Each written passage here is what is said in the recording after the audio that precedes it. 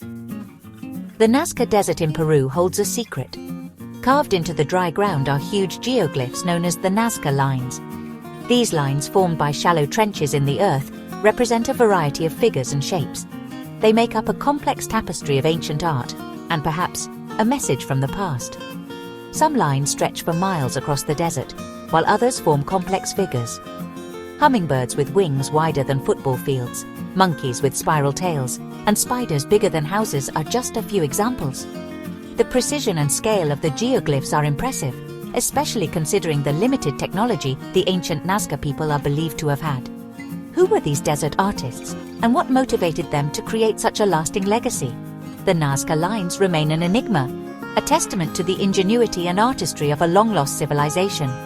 They remind us that the past still holds many secrets, waiting to be discovered and understood. The creation of the Nazca lines is a mystery as deep as the figures themselves. Experts believe the Nazca people created the lines by removing reddish iron oxide-covered stones that cover the desert surface, kind of like peeling the earth. This exposed the lighter sand underneath, creating the contrast that makes the lines visible, almost like a carpet rolled out in the desert. The tools used were probably simple: stakes to mark the designs and tools like digging sticks and baskets to remove the stones, a bit like an ancient DIY system. The Nazca lines cover an area of about 400 square miles, almost twice the size of Paris, and some of the individual figures are over 650 feet long, bigger than a football field. To maintain accuracy over such long distances, the Nazca people must have had a sophisticated understanding of geometry and surveying techniques, like an ancient version of Google Maps. Some theories suggest the use of grids and surveying ropes to maintain proportions and straight lines, a true feat of ancient engineering. Despite these theories, the exact methods used by the Nazca people remain a topic of debate and speculation, a true mystery worthy of the greatest enigmas. One of the most enduring theories about what the Nazca lines were for is their possible link to astronomy. This theory suggests the line served as a giant astronomical calendar or observatory, used by the Nazca people to track the movements of the sun, moon, and stars. Kind of like a giant planetarium from way back when. Supporters of the astronomical theory point out how some lines align with important astronomical events, like the solstices and equinoxes. Some lines seem to point to the spots where the sun rises and sets on specific days of the year, suggesting a deliberate astronomical connection, almost like a giant sundial. However, the astronomical theory isn't without its critics. Every coin has two sides, right?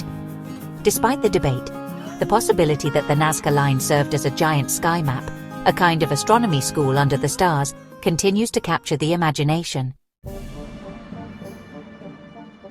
Another important theory suggests that the Nazca lines had a religious meaning for the people who made them.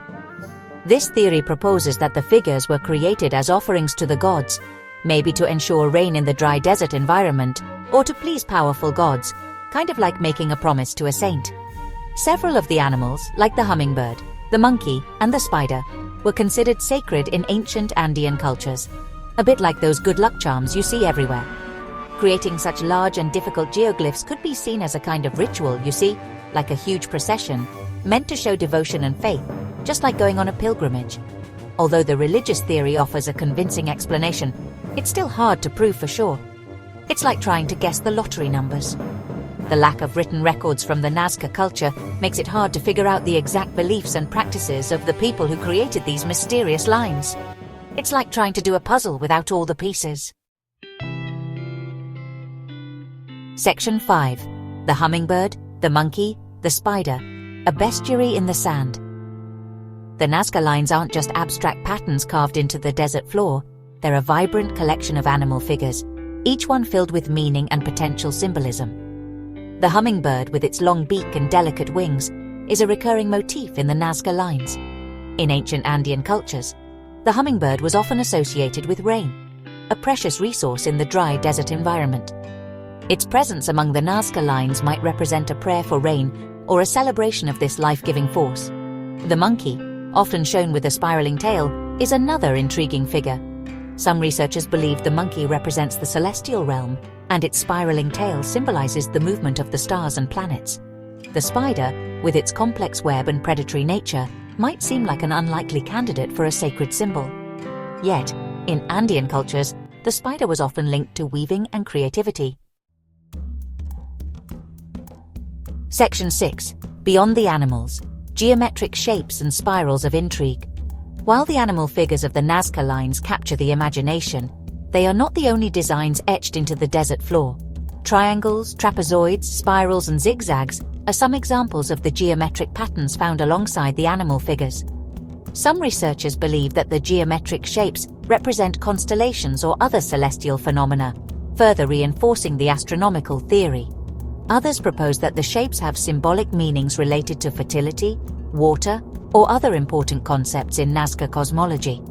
Some researchers suggest they represent water sources, like springs or underground aquifers, which were vital for survival in the arid desert environment. Others propose that the spirals represent shamanic journeys or altered states of consciousness, reflecting the spiritual beliefs of the Nazca people. Section 7. A legacy at risk. Threats to the Nazca lines. The Nazca lines, despite their long-lasting presence in the desert, are fragile remains of a time long past. Natural erosion caused by the wind and occasional rains is a constant challenge to preserving the lines. It's like trying to protect a sandcastle on the beach. Human activity also poses a significant threat.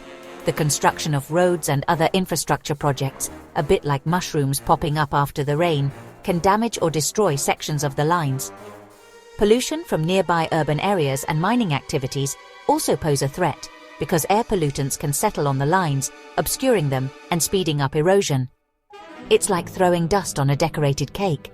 Climate change, with its potential for increased droughts and extreme weather events, like those summer rains that flood everything, further worsens the challenges of preserving this fragile cultural heritage, which is as important to us as Christ the Redeemer is to Rio de Janeiro.